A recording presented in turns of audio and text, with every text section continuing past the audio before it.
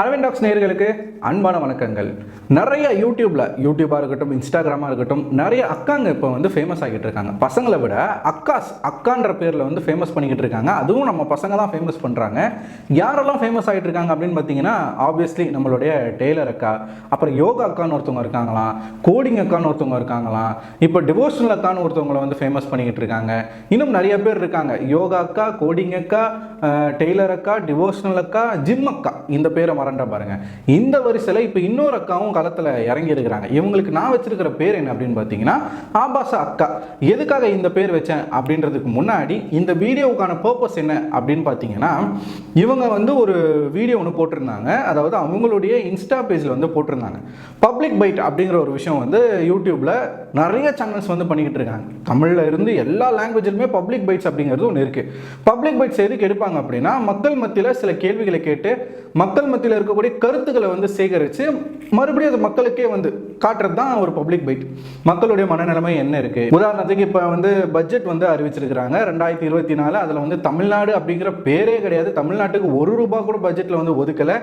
பீகாருக்கும் ஆந்திராவுக்கும் தான் முழுமையாக வந்து அங்கே ஒதுக்கப்பட்டிருக்கு. அதுக்கான காரணங்கள்லாம் வேற. அதெல்லாம் இந்த சேனலில் பேசணும்னா நிச்சயமாக நீங்கள் பார்க்க மாட்டீங்க. ஸோ நீங்களே அதை வந்து தேடி பாருங்க. ஸோ இப்படி இந்த பட்ஜெட்டை பற்றி மக்கள்கிட்ட போய் கேட்குறது, பட்ஜெட்டில் வந்து தமிழ்நாடு அப்படின்ற ஒரு பேரே இல்லையே, இதை பற்றி நீங்கள் என்ன நினைக்கிறீங்க அப்படின்னும் போது மக்கள் வந்து அவங்க என்ன நினைக்கிறாங்க அப்படிங்கிறத சொல்லுவாங்க. ஸோ இதுதான் பப்ளிக் பைட்டோடைய பர்பஸாகவே இருந்துச்சுங்க. இந்த பப்ளிக் பைட்டோடைய பர்பஸ் வந்து இப்படி ஜெனரலைஸ்டாக இருந்தப்ப கொஞ்சமாக 18+ மாறுச்சு. அது எப்படி மாறுச்சு அப்படின்னு பார்த்தீங்கன்னா, இந்த அக்காவால் நம்ம விஜய் பார்வதி அக்கா வந்து சில கேள்விகள் ரொம்பலாம் இல்லை, ரொம்ப அப்படியே வல்கராக கேட்டாங்க அப்படிலாம் நான் சொல்ல வரல. சில கேள்விகள் வந்து பர்சனலான கேள்விகள் எல்லாமே கேட்டாங்க. அப்படி என்ன ஆச்சுன்னா, அது வந்து பயங்கரமாக வந்து ஃபேமஸ் ஆக ஆரம்பிச்சிடும். இந்த மாதிரி வந்து மக்கள் மத்தியில் போயிட்டு கேட்கக்கூடாத கேள்விகள், டேர் டு டாக் அப்படின்ற விஷயங்கள் வந்து பரப்புனாங்க நம்ம அக்கா. இதை பார்த்துட்டு நிறைய பேர் வந்து யூடியூப்பில் இதையே வந்து மெயின் கண்டென்ட்டாக வந்து எடுத்துக்கிட்டு ஆரம்பிச்சாங்க. ஓப்பன் மைக்குன்னு நினைக்கிறேன் அந்த சேனல் ஆசன் டாக் அப்படின்ற ஒரு தம்பி வந்து பண்ணிக்கிட்டு இருக்காப்புல. கேவலமான 18+ கேள்விகளை வந்து கேட்டு, ரொம்ப பிரைவசியான அந்தரங்கமான கேள்விகளை கேட்டு முதல்ல ஜெயிலுக்கு போனதாக இருக்கட்டும், பப்ளிக்கில் அடி வாங்கினதாக இருக்கட்டும், அந்த தம்பி தான் ஜெயிலுக்கு போனாப்புல. சேனலே முடக்குனாங்க, வெளியில் வந்தாப்புல. இப்போ ஆசன் டாக் அப்படின்ற ஒரு சேனலை ஆரம்பித்து அந்த பையன் வந்து நார்மலான கொஸ்டின்ஸ் வந்து கேட்டுக்கிட்டு இருக்கு. அப்படியே சேனல் வந்து டெவலப் ஆயிடுச்சு, நல்லாவே வந்து சப்ஸ்கிரைபர்ஸ் ஏறி இருக்கிறாங்க.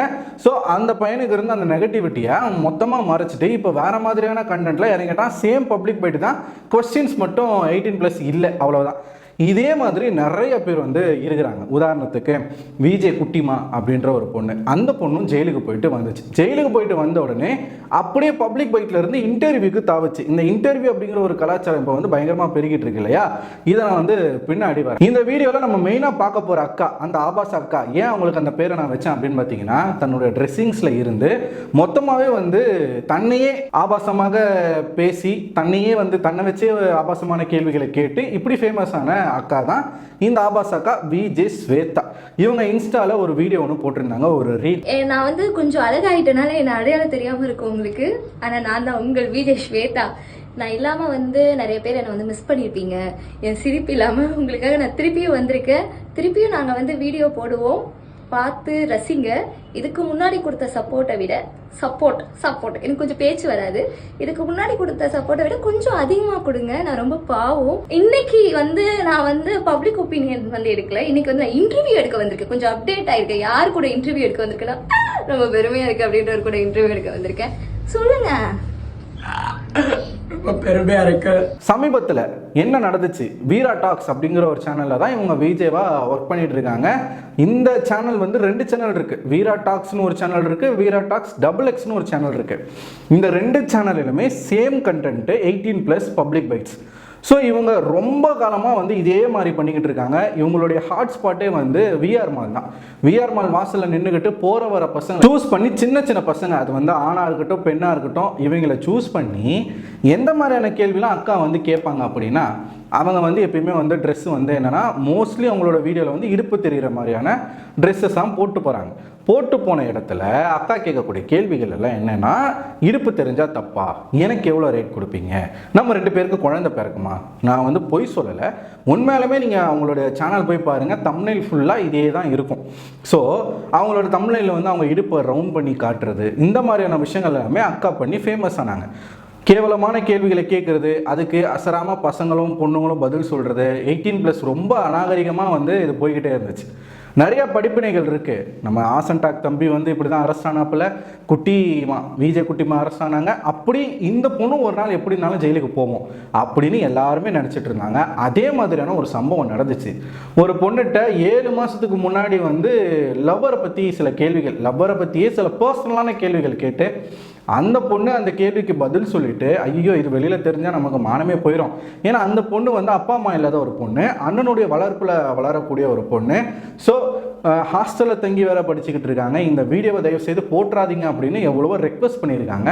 அப்போ சரின்னு சொல்லிட்டு இவங்களுக்கு கண்டென்ட் இல்லைன்னொன்னே அந்த வீடியோ எடுத்து இவங்க போட, இந்த பொண்ணு அந்த வீடியோ பார்த்துட்டு அதில் இருக்கிற கமெண்ட்ஸ் எல்லாம் பார்த்துட்டு ரொம்ப ஆபாசமாக இருக்குது அப்படின்னு சொல்லிட்டு, எப்படி இருந்தாலும் ஆடியன்ஸை பற்றி தெரியாதா, என்ன வருதோ திட்டுறதுக்குனே ஒரு 100 பேர் இருப்பான். அவங்ககிட்ட இருந்து நம்ம என்ன எதிர்பார்க்க முடியும்? ஆபாசம் மட்டும்தான் இருக்கும். ஸோ இந்த நெகட்டிவ் கமெண்ட்ஸ் எல்லாம் பார்த்து அந்த பொண்ணு சூசைட் அட்டம் பண்ணிடுச்சு.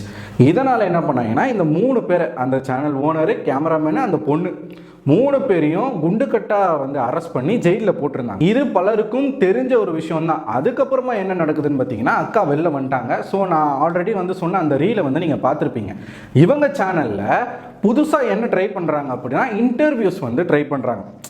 இந்த இன்டர்வியூஸில் நீங்கள் பார்த்துக்கிட்டிங்கன்னா, இன்டர்வியூ அப்படின்னும் போது இந்த இன்டர்வியூ கலாச்சாரம் வந்து இப்போ சமீபத்தில் வந்து எவெல்லாம் நெகட்டிவாக ஃபேமஸ் ஆனானோ, எவெல்லாம் வந்து கோமாளித்தனம் பண்ணி ஃபேமஸ் ஆனானோ, இவங்க எல்லாரையும் உட்கார வச்சுக்கிட்டு அவங்கள வந்து இன்டர்வியூவராக மாற்றி அவங்க வந்து கேள்வி கேட்டு, அவன் யாரை இன்டர்வியூ பண்ணுறான் அப்படின்னா அவனை மாதிரியே ஒரு நெகட்டிவிட்டியில் ஃபேமஸ் ஆன ஒரு பர்சன், இல்லை அவனை மாதிரியே வந்து ஒரு கோமாளியாக இருக்கக்கூடிய ஒரு பர்சன், சோஷியல் மீடியாவில் ஏதாச்சும் லூசுத்தனத்தை பண்ணி ஃபேமஸ் ஆகணும் அப்படின்னு இருக்கக்கூடிய ஆட்களை கூப்பிட்டு இன்டர்வியூ எடுப்பாங்க. உதாரணத்துக்கு காத்து கருப்பு கலை.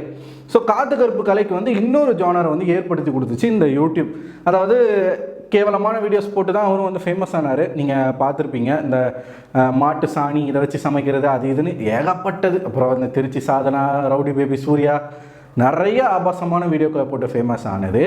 அதன் பின்னாடி ஒரு இன்டர்வியூவராக மாறி அதுலேயும் அதே தான். அதில் வந்து என்னென்னா, கேட்குற கேள்விகளும் வந்து ஆபாசமாக இருக்கும். இப்போ இந்த பப்ளிக் பைட் வந்து பிரச்சனையாக மாறுது. நல்லா நீங்கள் இதை புரிஞ்சுக்கணும். பப்ளிக் பைட்டுன்னும் போது பிரச்சனையாக மாறுது. ஏன்னா இவங்க கேட்குற கேள்விகள் எல்லாமே பப்ளிக்கை சார்ந்து, பப்ளிக் கிட்ட போய் கேட்குறாங்க. ஸோ அப்படின்னும் போது அவங்க கேஸ் கொடுத்தாலோ இல்லை அவங்களுக்கு ஏதாச்சும் பாதிப்பானாலோ முதல்ல தூக்க போகிறது யாருன்னா இவங்கள தான். ஆனால் இவங்க அதே வந்து ஒரு ரூம்குள்ளே இன்டர்வியூ அப்படிங்கிற பேரில் ஒருத்தனை கூப்பிட்டு வச்சு இல்லை ஒரு பொண்ணை கூப்பிட்டு வச்சு அசிங்கமான கேள்விகளை கேட்டு அவங்களும் பதில் சொல்கிறது. ஸோ இப்போ என்னென்னா, இதில் கேள்வி கேட்க போகிறவனும் கம்ப்ளைண்ட் கொடுக்க போகிறது கிடையாது, பதில் சொல்ல போகிறவனும் கம்ப்ளைண்ட் கொடுக்க போகிறது கிடையாது. இவங்க 2 பேரில் 2 பேருமே பாதிக்கப்பட போகிறது கிடையாது. ஏன்னா அவங்க 2 பேருக்கு அதுதான் தேவை, அந்த நெகட்டிவான பப்ளிசிட்டி தான் தேவை. ஸோ அதனாலே வந்து அந்த மாதிரியான கேள்விகளை வந்து அவங்க ஓப்பனாகவே கேட்டுக்கலாம். இதனால் யாருக்கும் எந்த பிரச்சனையும் வராது. அன்லஸ் அன்டில் அதை பார்க்குற மக்கள் யாராச்சும் நம்மளை மாதிரி யாராச்சும் பார்த்து இதில் இந்த மாதிரி ஆபாசமாக இருக்குது, இது வந்து உடனடியாக வந்து தடை செய்யணும்னு சொல்லிட்டு கம்ப்ளைண்ட் கொடுக்காத வரைக்கும் இவங்களுக்கு பிரச்சனை இல்லை. ஸோ இது வந்து என்ன ஆகுதுன்னா, காத்து கருப்புகளை வச்சு ட்ரை பண்ணுறாங்க, ஒர்க் அவுட் ஆகுது. அதே மாதிரி அந்த விஜய் குட்டிமா அப்படின்ற அந்த பொண்ணு பப்ளிக் பைட் பண்ணிட்டு இருந்த பொண்ணு அதுவும் என்ன பண்ணுச்சுன்னா, போயிட்டு இதே மாதிரி இன்டர்வியூ எடுக்க ஆரம்பிச்சு. இது காத்து கருப்பு கலை இன்டர்வியூ எடுக்கிறதும், காத்து கருப்பு கலை இந்த பொண்ணு இன்டர்வியூ எடுக்கிறதும் இதே மாதிரி வந்து பண்ணிக்கிட்டு இருந்தாங்க. ஸோ இந்த கான்செப்ட் வந்து ஃபேமஸ் ஆயிடுச்சுங்க. இப்போ அதே ரூட்டில் இந்த வீரா டாக்ஸ் XX அப்படின்ற அந்த சேனலில் அந்த விஜய் ஸ்வேதாவும் ஆரம்பிச்சிருக்கிறாங்க. இவங்க ஆரம்பித்து 2 பேரை இன்டர்வியூ எடுத்துருக்கிறாங்க. ஒன்று வந்து அந்த வைரல் டாக்டர் திவாகர்னு ஒருத்தர். அந்த இன்டர்வியூ நான் பார்த்து சத்தியமாக சொல்கிறேன், நான் இது வரைக்கும் அவருடைய இன்டர்வியூஸ் எந்த சேனல்லையுமே நான் பார்த்ததில்லை, பட் வீடியோஸை நான் பார்த்துருக்கேன். சரி, இந்த பொண்ணுடைய சேனலில் என்ன தான் பேசியிருக்காங்க, இந்த பொண்ணு அதே பேட்டர்ன் தான் ஃபாலோ பண்ணுதா அப்படின்றத பார்க்கறதுக்காக தான் பார்த்தேன். 18+ இன்டர்வியூவாக இருக்குமோ அப்படின்னு பார்த்தேன். ஆனால் அந்த மாதிரி இல்லை. இதை பார்க்கும்போது நான் என்ன யோசிச்சேன்னா, அவ்வளோ ஒன்றும் இவங்களாம் நல்லவங்க கிடையாது அப்படின்றது எனக்கு தோணுச்சு. பின்னாடி வரேன், அதுக்கு வந்து ஒரு விஷயம் இருக்குது. ஸோ இதில் இந்த ஆள் பேசுகிறத கேட்கவே முடியலங்க. ஏன்னா ஒருத்தன் பொய் பேசலாம், ஆனால் ஏக்கர் கணக்கில் பேசக்கூடாதுன்னு சொல்லுவாங்கள்ல, அந்த மாதிரி இவரே இஷ்டத்துக்கு தன்னை வந்து குட்டி சிவாஜி கணேசன்றாரு. நான் பிறப்பிலேருந்தே நடிப்பு வந்து எனக்கு ரொம்ப இயல்பாகவே வரும், எனக்கு ரோல் மாடலே கிடையாது, ஏன்னா நானே சிறப்பாக நடிப்பேன், அதனால் வந்து ரோல் மாடலே நான் வச்சுக்கல அப்படின்னு சொல்லிட்டு அப்படி அவரே புகழ்ந்து பேசிக்கிறார். சரி, வந்து அது வந்து செல்ஃப் கான்ஃபிடென்ஸ், ஆனால் ஓவர் கான்ஃபிடென்ட்டாக இருக்குது அவர் பேசிக்கிறாருன்னு விட்டுருவான். இந்த பொண்ணு கேட்குற கேள்விகள் எல்லாமே டீசெண்டாக கேட்குது. எனக்கு அதான் ஆச்சரியமே. ட்ரெஸ்ஸிங்லேருந்து எல்லாமே டீசெண்டாக பண்ணிக்கிட்டு டீசெண்டாக கேட்டுக்கிட்டு இருக்கு. அதே மாதிரி இன்னொருத்தரை இன்டர்வியூ எடுத்துருந்துச்சு. அவர் யார் அப்படின்னா நம்ம எம்எஸ்கே. ரொம்ப பெருமையாக இருக்குது. அந்த பையன் வந்து அவரை வந்து இன்டர்வியூ எடுத்துருந்துச்சு. அந்த பையன் வந்து அவுடேட் ஆகிட்டாப்ல. அவர் இப்போ வந்து ட்ரெண்டில் இல்லை, அவருடைய காலம்லாம் போயிடுச்சு. ஸோ அந்த பையனை கூப்பிட்டு இன்டர்வியூ எடுத்தது. அதுலேயும் அப்படி தான் சாரி கட்டிக்கிட்டு ரொம்ப டீசெண்டான கேள்விகளை கேட்டு எனக்கு ஷாக்கு.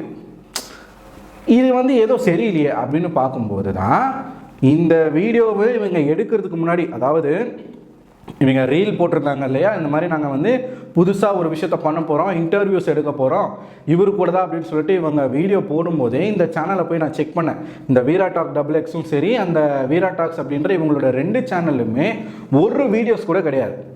எல்லா வீடியோஸும் இவங்க என்ன பண்ணிட்டாங்கன்னா ப்ரைவேட்டில் போட்டாங்க. ஆனால் இந்த இன்டர்வியூஸை வந்து எடுத்துட்ட பிறகு எல்லா வீடியோஸையும் மறுபடியும் வந்து பப்ளிக்கில் போட்டிருக்கிறான் இந்த வீரா டாக்ஸ் அப்படின்ற அந்த சேனலில். எல்லாமே இப்போ பப்ளிக்காக இருக்குது.